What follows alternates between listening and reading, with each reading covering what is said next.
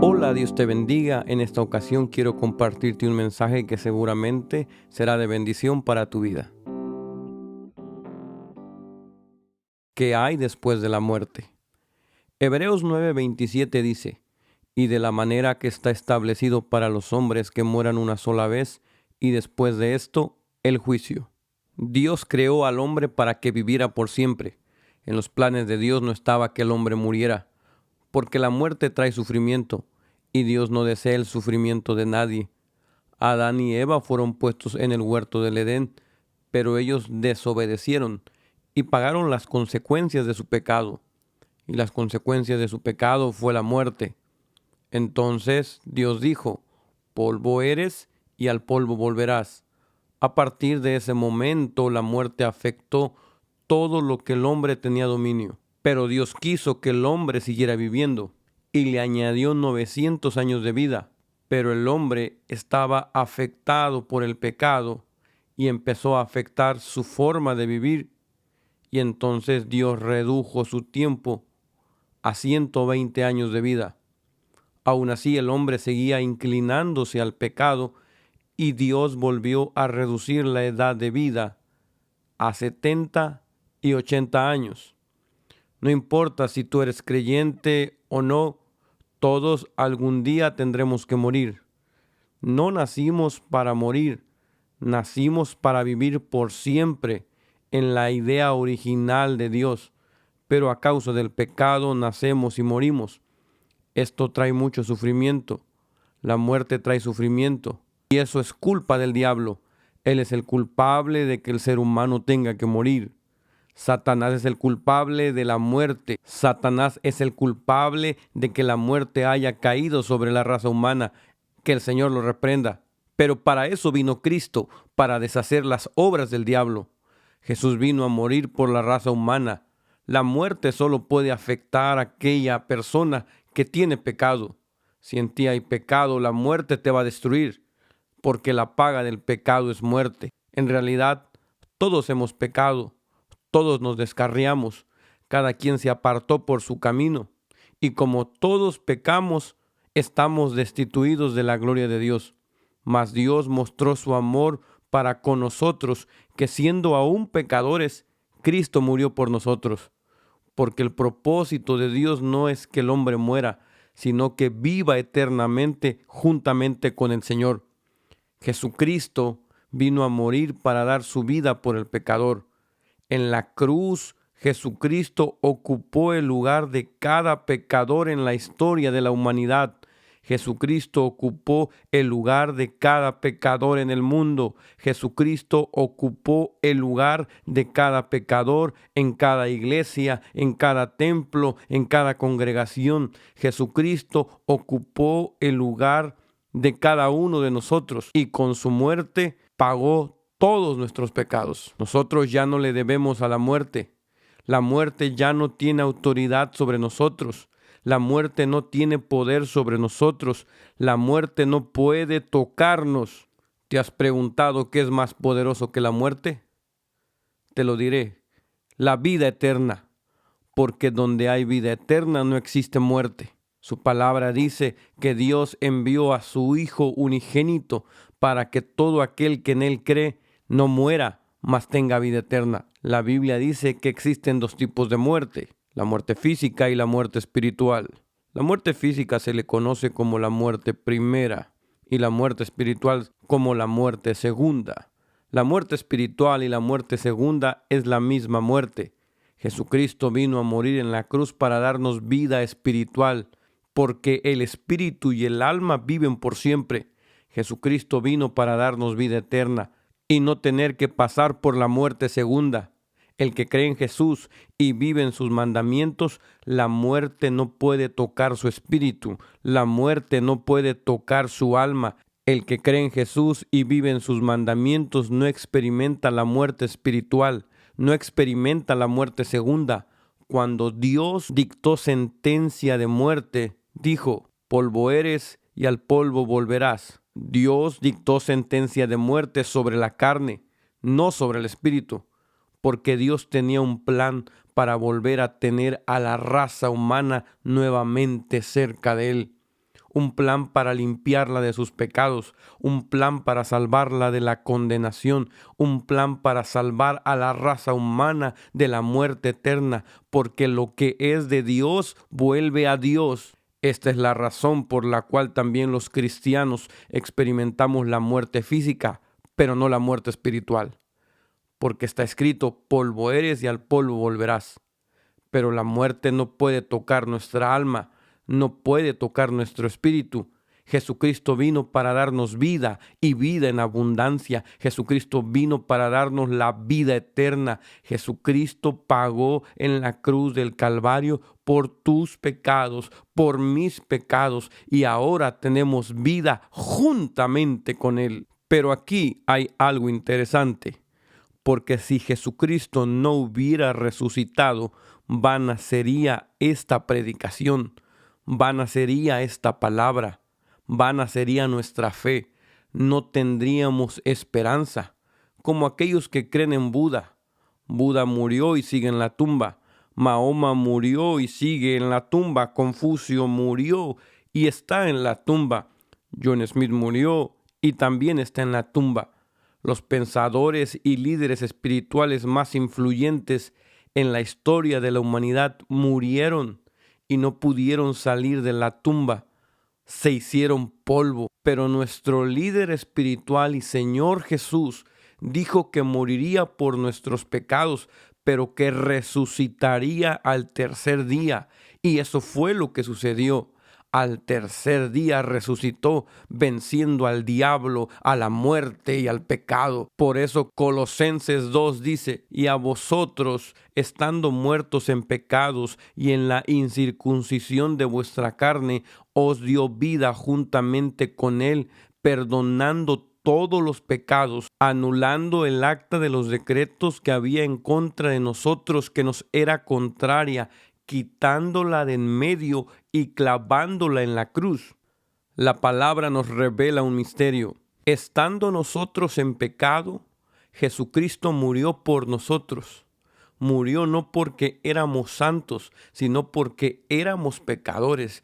Murió estando nosotros en pecado para que podamos tener vida y estar nuevamente con Dios. Porque la Escritura revela que había un acta, un documento que demostraba que nuestra forma de vivir era corrupta y pecaminosa, y Satanás, que es el acusador del hombre, presentaba ese documento delante de Dios y le decía: tú no puedes bendecir al hombre, tú no puedes bendecir a la raza humana porque ellos han infringido tus leyes. Ellos viven en adulterio, ellos viven en corrupción, ellos viven en mentira, ellos viven en pecado y en odio, y tú no puedes bendecir a una persona, tú no puedes bendecir a un hombre o una mujer que practica el pecado. Por eso existen muchas personas que son muy esforzadas, pero a pesar de su esfuerzo no hay progreso, porque la bendición que ellos intentan alcanzar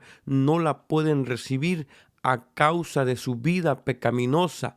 Pero la Biblia dice que el día que Jesucristo murió en la cruz del Calvario, toda evidencia que nos era contraria, que impedía que Dios derramara bendición sobre nosotros, toda acta de decretos en contra de nosotros, Jesucristo la quitó de en medio de Dios y nosotros, y la clavó en la cruz del Calvario. Y no solamente eso hizo, sino que despojó a los principados y a las potestades de los poderes que tenían sobre las personas que vivían en su pecado. Y dice la Escritura que despojó a los principados y a las potestades y los exhibió públicamente, triunfando sobre ellos en la cruz del Calvario. Alabado sea Dios.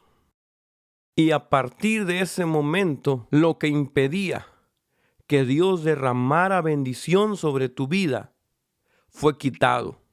¿Cuándo sucedió esto? En el momento que le entregaste tu corazón a Jesús y fuiste bautizado.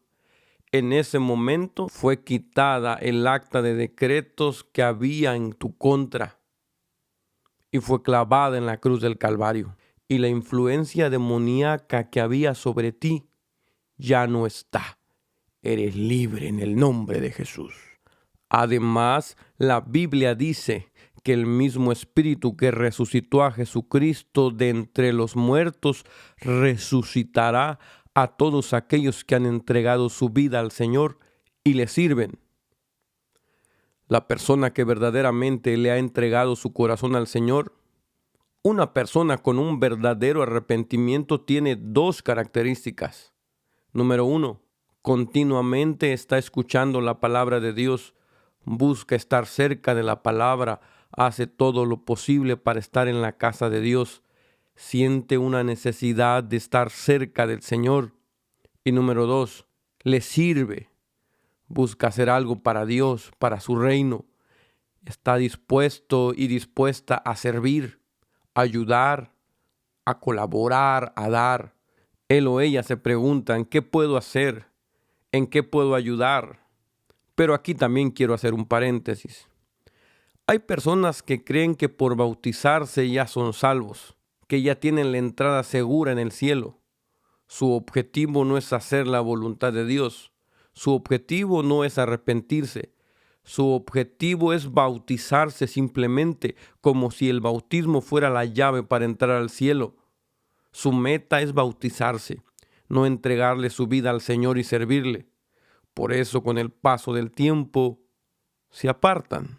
Puede una persona bautizarse 50 veces en el arroyo, pero si vive practicando los mismos pecados, quiere decir que no le ha entregado su corazón al Señor, porque cuando alguien le entrega el corazón al Señor, cambia y se aparta del pecado, se niega a sí mismo y dice en su corazón, no puedo pecar, no voy a volver a hacer lo que antes hacía, porque ahora le he entregado mi corazón a Dios y le sirvo solo a Él.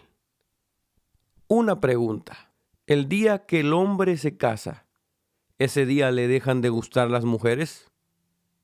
Lo que pasa que él ahora dice, tengo un compromiso con mi esposa de serle fiel hasta la muerte y no le puedo fallar. Solo tengo ojos para ella. Lo mismo está en el corazón de la persona que se bautiza de verdad. Tú y yo hicimos un compromiso con Dios de serle fiel hasta la muerte y no le podemos fallar. El Señor promete que si somos fieles hasta la muerte, Él nos dará la corona de la vida. Solo aquellos que sean fieles hasta el final recibirán la vida eterna. Y aquí viene algo más grande. La esperanza bienaventurada. Guarde esto en su corazón. Primera de Tesalonicenses 4 dice, tampoco queremos, hermanos, que ignoréis acerca de los que duermen, para que no os entristezcáis como los otros que no tienen esperanza. Porque si creemos que Jesucristo murió y resucitó, así también traerá Dios con Jesús a los que durmieron en él. Por lo cual os decimos esto en palabra del Señor, que nosotros que vivimos, que habremos quedado hasta la venida del Señor, no precederemos a los que durmieron, porque el Señor mismo, con voz de mando, con voz de arcángel y con trompeta de Dios, descenderá del cielo y los muertos en Cristo resucitarán primero. Aquí hay otro misterio descubierto. La Biblia promete que todo aquel que murió creyendo en Jesús tiene la esperanza de que así como Jesucristo murió y resucitó, también resucitará cuando el Señor regrese por su pueblo. Ellos saldrán del paraíso a donde se encuentran en este momento. Y la Escritura continúa diciendo, y luego nosotros los que hayamos quedado seremos arrebatados juntamente con ellos para recibir al Señor en los cielos, y ahí estaremos con Él para siempre. A esto se le conoce como el rapto de la iglesia. En el momento en que el Espíritu Santo cayó sobre los 120 que estaban orando en el aposento alto, a partir de ese momento se constituyó la iglesia. Y desde ese tiempo hasta hoy se le conoce como la era de la iglesia. Y la era de la iglesia terminará cuando seamos arrebatados por nuestro Señor Jesucristo. ¿Cuándo sucederá esto? Jesucristo dijo que nadie sabe el día ni la hora, pero que habrá señales. Las encontramos en Mateo 24. Terremotos, guerras, rumores de guerra, hambre, pestes, incremento de la maldad y la violencia, falsos profetas, falsos pastores.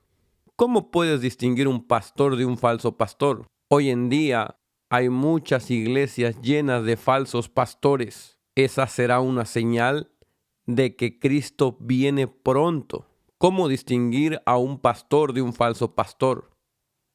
El pastor se parece a Cristo porque vive como Cristo. El Espíritu Santo está en él. Pero el falso pastor habla como Cristo, pero no vive como Cristo, porque el Espíritu de Dios no habita en él. Todas esas señales las estamos viviendo en este tiempo. Es decir, que Cristo viene pronto y nosotros seremos la generación que será arrebatada por el Señor. Los creyentes que han muerto en Cristo resucitarán primero. Volveremos a ver a los creyentes que murieron en Cristo. Nos volveremos a juntar en el arrebatamiento. A eso se le llama la esperanza bienaventurada. Nos duele en el corazón cuando nuestros hermanos en Cristo parten a la presencia del Señor, pero nos consuela que en el arrebatamiento nos volveremos a ver, porque los muertos en Cristo resucitarán primero, y luego nosotros, los que hayamos quedado, también seremos arrebatados. Por eso cada uno de nosotros esforcémonos para entrar a la vida eterna. No desmayemos, porque nuestro objetivo no es terrenal. Porque sabemos que si nuestra morada terrestre, este cuerpo, se deshiciere, tenemos de Dios un edificio, una casa no hecha de manos, eterna en los cielos. No desmayemos, nuestro objetivo no es terrenal, es espiritual. Heredar la vida eterna y vivir en el reino de Dios. Dios te bendiga.